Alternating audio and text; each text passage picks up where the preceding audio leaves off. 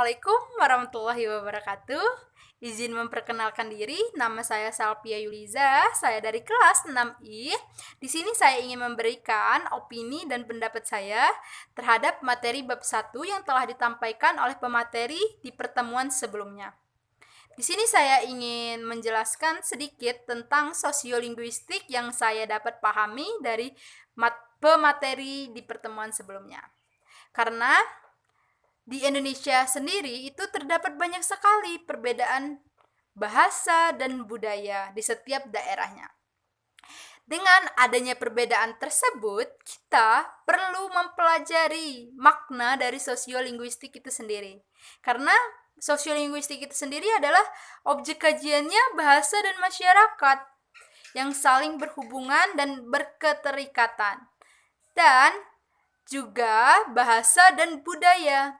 Karena bahasa itu sebagai alat komunikasi dan budaya itu sendiri sebagai identitas dari daerah tersebut.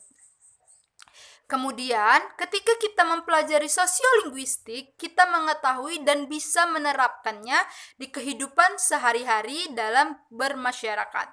Contohnya, misalnya kita bisa berbahasa multibahasa. Ketika kita bisa berbahasa atau lebih dari satu, itu kita dapat berkomunikasi dan tidak terjadinya miscommunications. Seperti contohnya ketika saya pulang kampung di Muara Enim, ketika saya masih kecil kan saya tidak bisa berbahasa ibu di sana.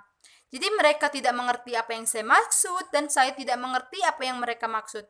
Dengan berjalannya waktu, saya mempelajari bahasa tersebut agar ketika saya berbicara, saya tidak akan terjadinya miscommunications. Seperti itu. Karena di sana bahasa yang dianut itu adalah bahasa ibu atau bahasa daerah yang memiliki ciri khas tersendiri.